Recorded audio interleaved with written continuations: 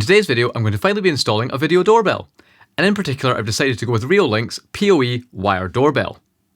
My main requirement in a video doorbell was that I wanted something with fully local network control that could record to my existing Frigate NVR. This rules out the vast majority of options, since most video doorbells are cloud-based devices that rely on a manufacturer's app, and often have stuff like subscriptions for storing recordings and things like that. In addition to recording to the third-party NVR, I also wanted something that could integrate with Home Assistant to allow me to control the doorbell and receive events entirely through Home Assistant.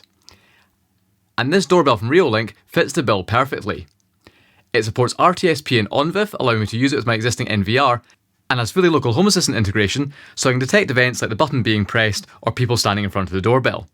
So, let's take a look at it. So, here we have the model I've gone for, and this is Reolink's wired PoE video doorbell. They also do a few other models with slight differences between them, and that makes it quite important to understand which model to go for. This model I have here supports power over Ethernet for power, or alternatively it can be powered from a DC power supply, such as an existing doorbell transformer. It then uses Ethernet for the network connection, but doesn't have any sort of built-in Wi-Fi, meaning that you have to hardwire this for network. Alongside this one, they also sell what they call their plug-in Wi-Fi video doorbell. This is essentially the same device, except it has built-in Wi-Fi, but can only be powered from an external DC power supply. Also interestingly, the Wi-Fi model does support Ethernet, but not PoE, so you could hardwire it into the network, but you still need an external power supply. So that's why it's important to understand the differences between these, because there's a bit of overlap between the two models. The other important difference when comparing these models of doorbells is they're available in both black and white. Now, that sounds like a stupid thing to point out, and it would be if the only difference between them was the colour. However, the white doorbell has a different field of view to the black model. The black doorbell I have here has a 4:3 aspect ratio, so it's wider than it is tall. On the other hand, the white model has a 3:4 aspect ratio, meaning that it's taller than it is wide. And this also impacts the feature set, as the package detection feature is only available on the white model with its taller aspect ratio. This is pretty annoying since it's not really clear that this is the case, and in fact I only realised this model didn't support package detection when I went to set it up. For example, here's a screenshot of the website at the time of recording. This is the same page for both the white and the black version, and this very much looks like it supports package detection. In fact, it's only when you hover over this little question mark that it tells you about the difference between the colours. So yeah, that's really not great. It's not a deal breaker by any means, since both models only have forward-facing cameras, meaning package detection is always going to be relatively limited, since people around here tend to place parcels directly against the door, which would be out of the field of view of both models. But definitely bear this in mind if you're picking between the two colours, and I really hope that Reolink can either standardise the field of view across both their cameras, or make it a lot clearer at the point of purchase that the different colours do have slightly different feature sets and a different field of view. So that was both versions of Reolink's wired doorbells. The final doorbell that Reolink sell is their battery doorbell. As the name suggests, this has a built-in battery and operates over Wi-Fi, although it can be hardwired to a DC power supply. What's important to bear in mind with this model is that it requires a Reolink NVR and doesn't directly support RTSP, so it wouldn't be suitable for my use case integrating it with a third-party NVR. This is pretty common for battery-operated doorbells, since they tend to only respond to motion events, and permanently streaming video to a third-party NVR would drain the battery too quickly, but it's important to bear in mind. So of course, for the remainder of this video, we'll be focusing on the PoE model. The software functionality on the Wi-Fi model is basically the same, but the battery-operated model would be a completely different setup. So now, let's quickly run through what you get in the box. First up, we have some instructions and paperwork that I'm not going to bore you with, although there is a mounting template in here that could be helpful when you're drilling the mounting holes. Then next up, we get the doorbell and the wireless chime. We'll take a look at the doorbell in a second, and then the wireless chime is just a little device that you can plug into a socket, and I imagine they'll include different versions of these to fit the power outlets in different countries. This is something that you get with both the PoE and the Wi-Fi wired doorbells. This is because both of these models do not have the ability to ring a wired chime. If you have an existing wired doorbell, you'd be able to use the wiring and transformer to power the Reolink doorbell, but you would have to link out or remove your existing chime. The technical reason for this is that in order for a doorbell to trigger a chime, it has to momentarily break the circuit, which would also cut power to the doorbell. Some smarter doorbells get around this by including a small battery or supercapacitor to keep the doorbell powered during this downtime. However, this is not the case here, so you have to use the external chime. On the other hand, the battery-operated Reolink doorbells can trigger existing mechanical chimes, although as I mentioned, they also require a Reolink NVR. Of course, this isn't an issue for me since I don't actually have an existing wired doorbell, and while my main goal is to use Home Assistant to play the doorbell chime through my multi-room audio system, it's also good to have a physical chime as a backup. This is also something to bear in mind when you're shopping around for different doorbells that work with a local NVR. Devices like this one are designed specifically for use as doorbells and therefore have chimes. There's a lot of other devices out there that look like doorbells and have great support for local NVRs, however they're designed more as door intercom stations. These tend not to have the ability to connect a simple chime and instead expect to connect some sort of VoIP server to make a phone call when the button's pressed. Of course, you could definitely figure something out and make one of these devices work like a doorbell, but a purpose-built device like this is going to be a lot easier to get started with. So that's a look at the doorbell and chime. Under that we get a few more accessories. We get an Ethernet cable, which I don't know quite why you use an Ethernet cable with something like this, because obviously if you're hardwiring it, it's going to be a very short run through a wall, but you get an Ethernet cable. And then you also get a bag of screws and plugs for mounting it, as well as this little sort of pin tool that you use to remove it from the wall bracket once it's installed. Then on the other side we have a couple little bags of wires. These are used if you're wiring a doorbell to a DC power supply. One of these goes from these little fork connectors here, just a couple of bare wires with a couple of wire nuts, and you'd use these to connect your existing doorbell wiring. The other bag contains just a pair of little jumper wires with fork connectors at both ends, and this is what you would use if you have an existing mechanical chime to link across it and take it out of circuit. Of course, for my setup here, I'm not going to need these. I'll be using PoE, but if you plan on wiring this with a DC power supply, or you've gone with a Wi-Fi model which needs a DC power supply, these might be useful. And then finally, we have a pair of mounting brackets. Like that. The first one is this flat metal bracket, and this is what you would use if you want to mount the doorbell flush to a wall. They also include this angled plastic bracket that you can use to hold it off the wall at a slight angle, which may be preferable to get a better angle. The only thing I've noticed between these two brackets is that the mounting holes are different between the two of them. On the flat metal bracket, you would use these two holes here to mount it to the wall. Like that.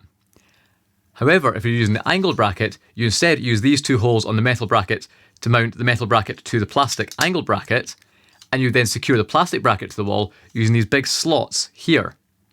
This is just important to bear in mind, since if you first installed it on the flat metal bracket, and then later decided to use the angled bracket, you would need to drill new mounting holes. So I'd recommend testing to see which bracket you prefer before you mount either of them, and then mount the bracket that you want. The other thing to consider as well while deciding between these two brackets is that the angled bracket will give you a little bit more room for bending a cable around out of the wall, so it can kind of come out in here. And if you're like me and you have an uneven rendered wall, the angled bracket might even be a bit easier to work with, since I've previously had an absolute nightmare mounting a flat mounting bracket like this onto a rendered wall, since it tends to bend out of shape when it's screwed back and then becomes really awkward to get the doorbell to clip onto it, whereas a plastic angled bracket would kind of sit off the wall and then allow you to keep the metal bracket completely flush. And with that, we've seen everything that comes in the box, so now let's take a closer look at the doorbell itself. As you can see, it's a pretty neat device, just plastic, nothing particularly fancy, but it looks absolutely fine. On the front we have the 5 megapixel camera up here, and this also contains a couple of infrared LEDs below it for nighttime use. Below that we then have this little thing here that looks like an LED, but it's actually a light sensor, and it uses that to turn the LEDs on and off. And then below this we have the button, and this has a ring of LEDs around it, and it does various things like show the status and stuff like that. Then around the back of the doorbell we can see we have an Ethernet port here, which of course supports PoE on this version. And then we have these two screw terminals here, then these can be connected to a DC power supply. There's also a reset button here, and a micro SD card slot, since you can actually set this up to record to a local micro SD card, although that's not something I'm planning on doing here. Then finally you've just got a little locking mechanism down here, and that's used to clip it onto the metal bracket, and to remove it you can just release it by just pushing the little included pin up this little gap here. So that's the doorbell. Looks pretty decent. Now of course, as you can see, it is just a single camera doorbell. And that's why it's taken me so long to install this. I've desperately been trying to find some sort of doorbell that has a downwards facing package camera along with local NVR support. However, currently it just doesn't really exist. All the cheap dual camera doorbells are either cloud-based devices that require proprietary NVR. Even the unified doorbells look great at first since they have package cameras and claim to support RTSP, until you realise that the RTSP support requires the doorbell to be recording to a unified NVR, and then the NVR restreams the video over RTSP to your third-party NVR, and that really wasn't going to be worth the hassle or the cost. There was one option I found that I was very close to going with, which was the AccuVox X910. This looks like everything I wanted since it supports RTSP, local network integration, and has a downwards facing package camera. However, the downside is that it's described as for high-end homes and therefore costs well over £400. If people are interested in a video on that, I could potentially pick one up to take a look at, but for now it seems sensible to go with something that's a bit more affordable. And even without a package camera, I can probably still do something smart. Frigate has pretty good package detection, so I could probably set some sort of logic up that looks for packages being carried up my driveway using both the doorbell and other cameras on the front of the house. I could then potentially build some sort of automation where if a package has been seen on the driveway and the front door has not been opened within a couple of minutes, it sends me a notification saying that there might be a parcel on the doorstep. So I'll probably give that a go and see how I get on, and then maybe in the future I'll take a look at a different doorbell with built-in package camera, especially if someone makes one that's vaguely affordable. So now let's take a quick run through of the software side of things. So to connect this up, I've plugged it into my network, and this is powering the doorbell over PoE. Of course, if you had the Wi-Fi model, you'd need to go through some sort of process in the Reolink app to connect it to your Wi-Fi network, but on Ethernet it just connects up and gets an IP address automatically. However, out of the box, the web interface is disabled, so you'll need to go into the Reolink mobile app to enable it. Thankfully, the app doesn't require any sort of user account and just discovers the camera on your local network and lets you set it up. So at least it doesn't require any sort of user account, which is really nice to see. So many other manufacturers love to stick unnecessary user accounts on their apps, but it would be nice if there was some way to set this up entirely through a browser without needing a mobile app. But the setup process is pretty easy. You can just go into the network settings in the Reolink app, enable HTTPS, and that enables the web interface. Then while you're in there, you'd probably also want to enable RTSP and ONVIF so you can just connect it directly to your NVR without having to manually enable them later. The only slight weirdness I found when setting mine up was that at first all I did was go into the app and enable HTTPS, and then go to the web interface to configure everything else. At this point I was able to log into the web interface with the username of admin and a blank password. However, I then wasn't able to set a password since the change password form in the web interface requires you to enter a non-blank password. The solution to this was to go into the initial setup wizard in the mobile app, go through that prompts you to set an admin password, and once that's done you can close out the app and do everything else through the web interface, but it was a little bit confusing at first.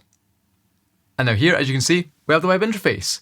We have a preview of the camera, and we also have options up here for things like playback, and that would be if you had a microSD card installed in the camera, you could access your recordings.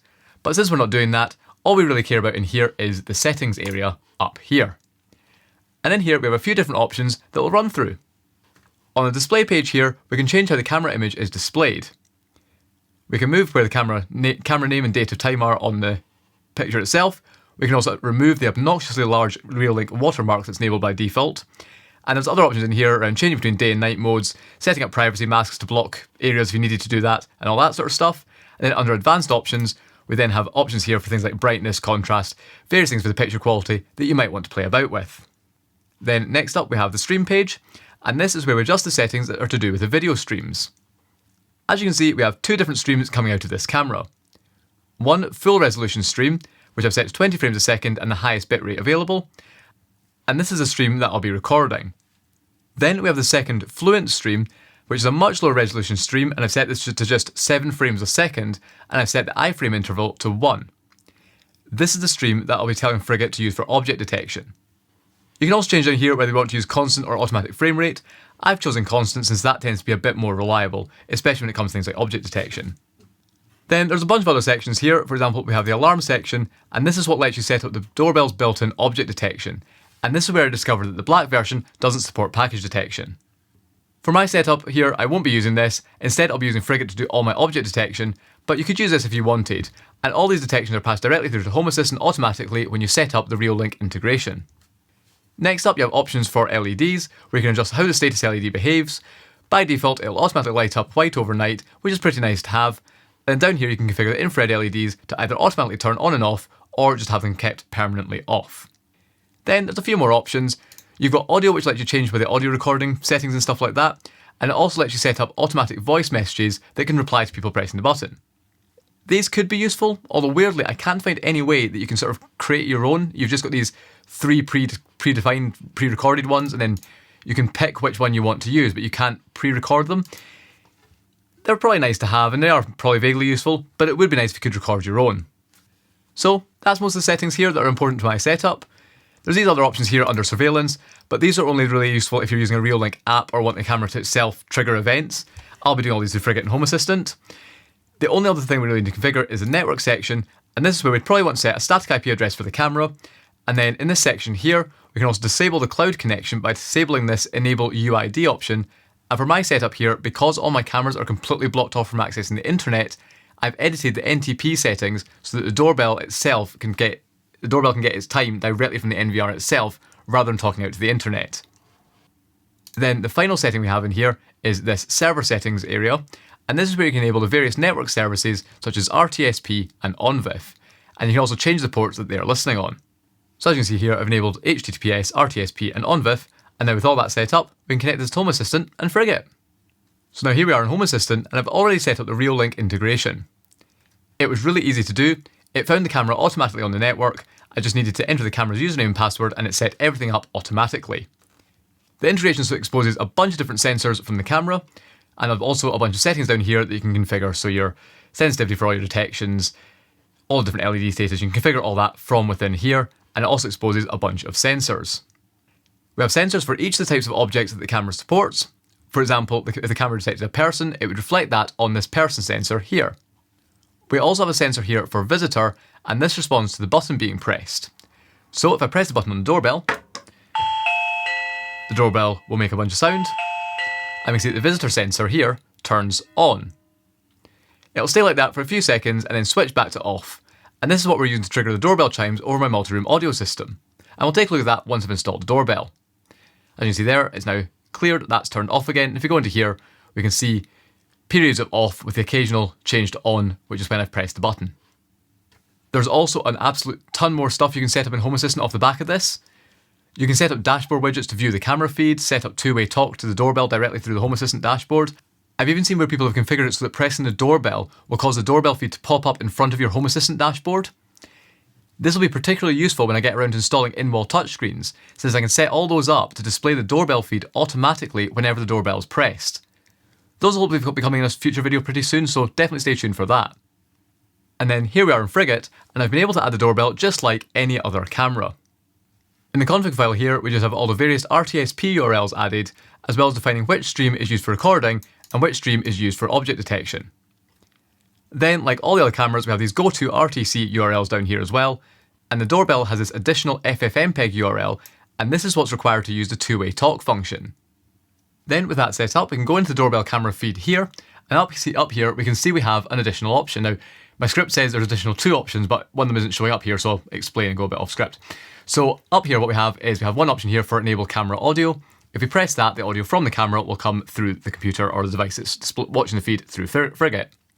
The option that's not showing up here right now is a microphone option, and this would allow me to use the two-way talk function. Now, I suspect it's just because this computer here doesn't have any kind of microphone connected, and the browser doesn't have access to a microphone, so it's not showing up.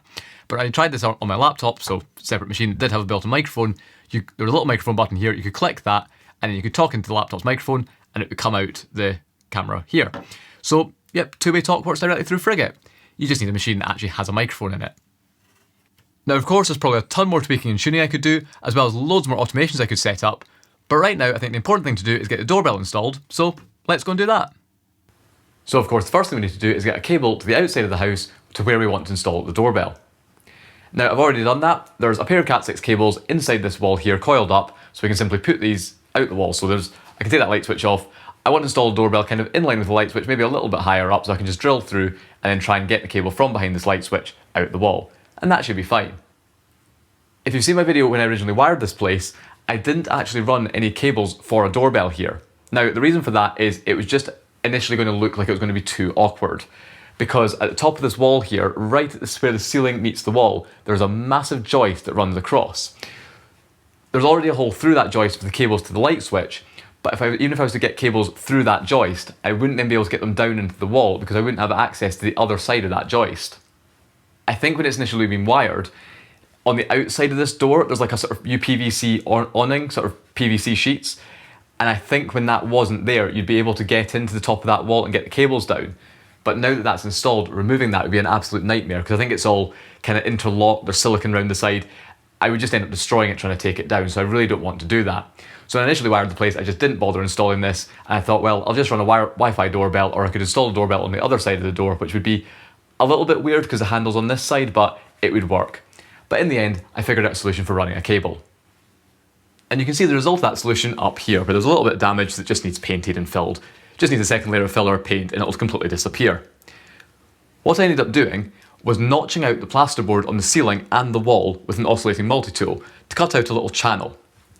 I was then able to run the cable through that channel where it drops out through the ceiling, along underneath the joist, and then down the wall in front of the top plate of the wall, and then down into the wall.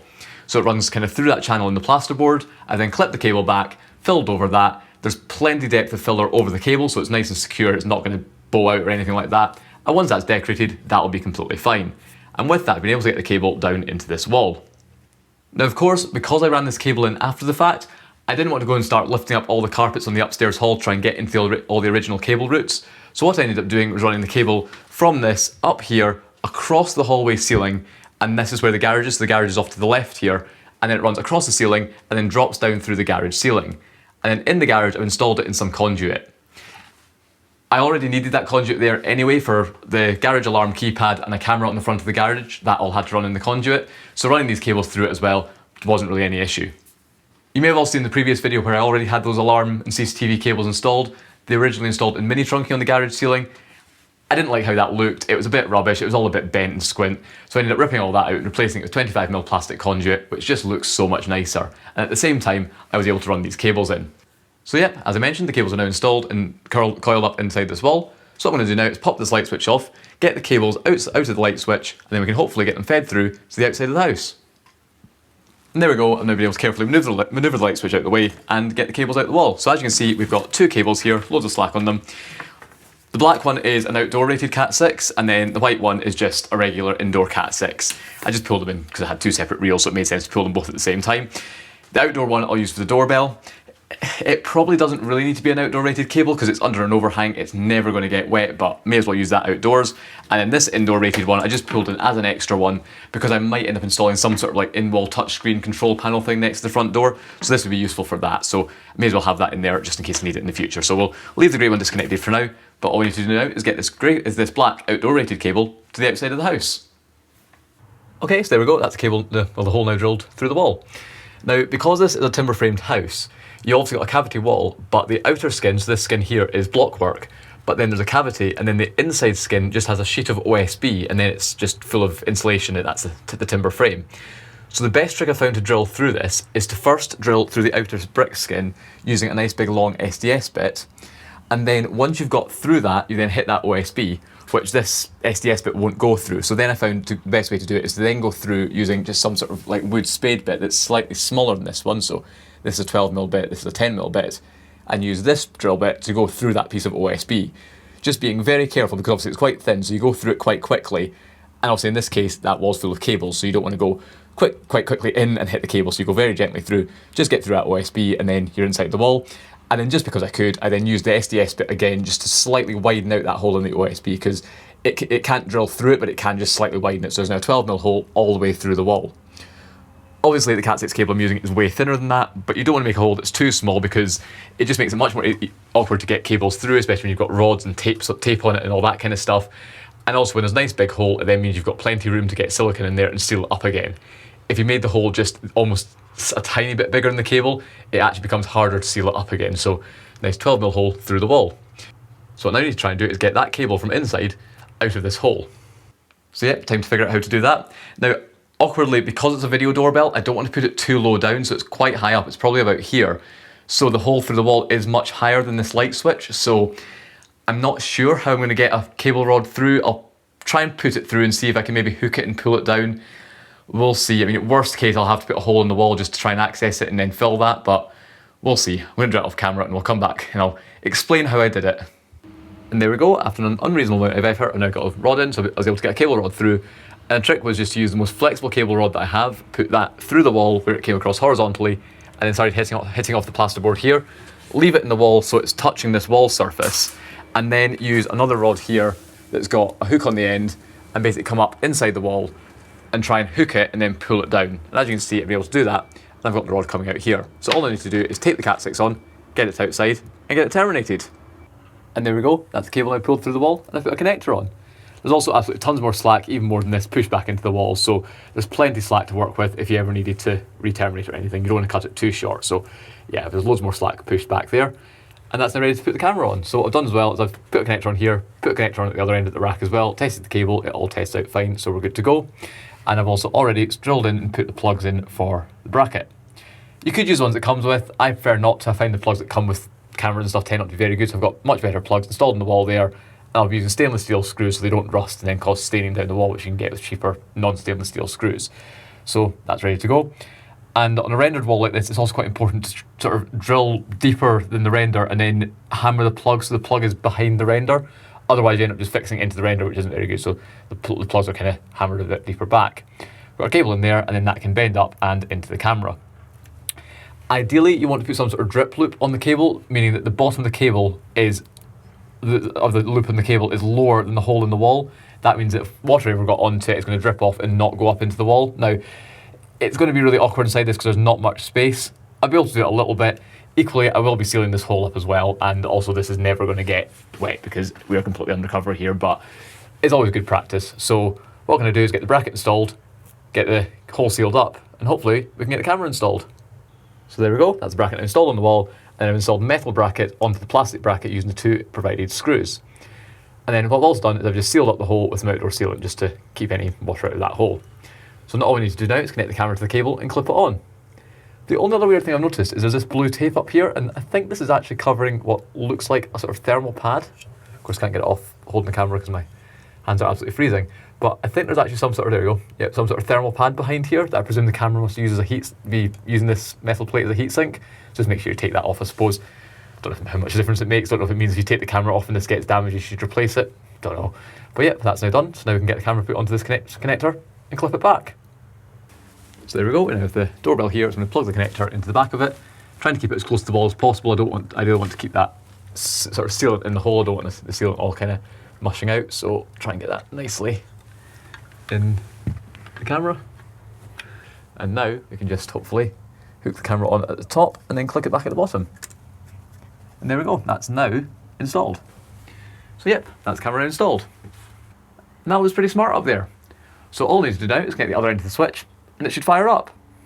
And there we go, that's it now installed and working.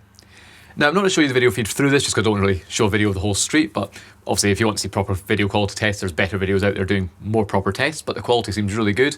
I'm glad I installed it on the angle bracket, it does just make a much better field of view. And yeah, it isn't going to pick up any packages that are sitting on the floor. Generally, they have to be quite far away for it to see it, but hopefully I can do some sort of computer vision thing with Frigate that I can detect packages being carried up the drive or something like that.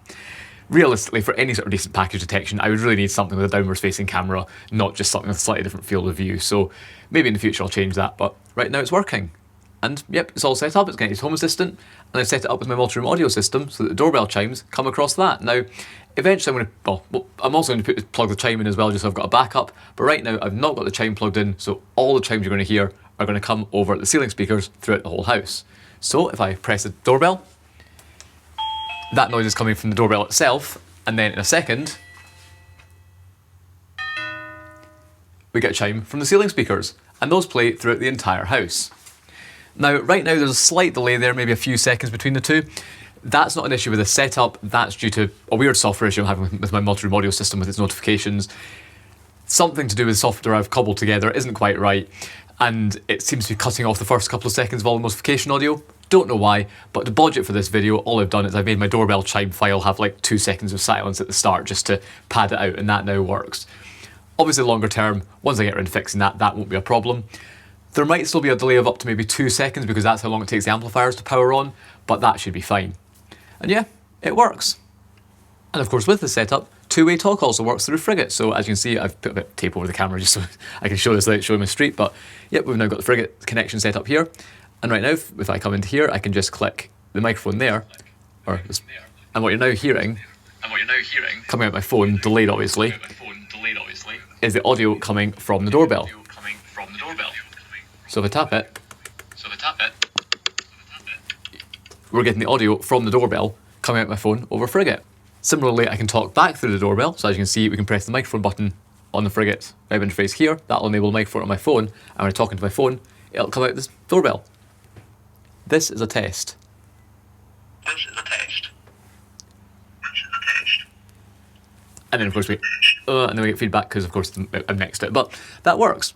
Audio quality isn't perfect. I've seen some stuff talking about ways you can adjust the audio and settings in Frigate to tweak how the audio works and different bit rates and stuff, but right now it seems to work. And now finally we have the example I'm most excited for, which is the fact that I have a ceiling speaker in the shower. Well, so imagine a situation like now, where I'm in the shower having a bit of a rave to my favourite royalty-free YouTube audio library music for some reason, and then someone comes to the door. Well, with the previous system, with a normal doorbell, there's a risk I might miss the doorbell because if the music's loud in here, the door is shut, I might not hear the little door chime in the hallway. But now with the new system, let's see what happens.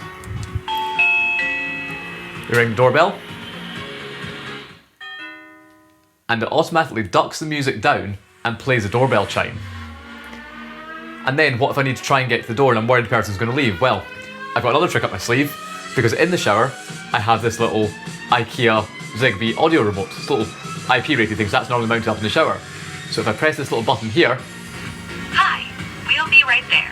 Please wait a moment. on the outside of the house, that triggers a audio recording, it's telling the person to wait and I'll be right there. That's pretty fun. Probably a bit pointless, but it's fun to have. So there you have it. That was a look at installing Reolink's PoE video doorbell and integrating with Home Assistant and Frigate. And it works so well. Being able to get a device out of the box like this that works completely with Home Assistant, Frigate, don't need to use their app apart from the initial setup process, and just have it all work completely over the local network is brilliant. Being able to have all the doorbell chimes routed through my multi-room audio system is really nice to have. Of course, I'll still use the physical chime as well because I always want a backup. I don't want to be relying on the multi-room audio system for something as important as a doorbell, but having that additional functionality is going to be really nice to have as well. And I can't wait to expand it even further when I install things like in-wall touchscreens to have a setup when people ring the doorbell, all the touchscreens automatically switch to show the camera feed. And I'll be showing that in the future video on those touchscreens that'll hopefully come fairly soon. But that's all for this video, so hopefully you find this video interesting or potentially useful if you're considering getting some sort of Reolink doorbell or really any sort of doorbell that you want to use with Home Assistant. And if you're interested in buying this device, then definitely check out the links in the video description and in a pinned comment. But all left to say, thank you very much for watching.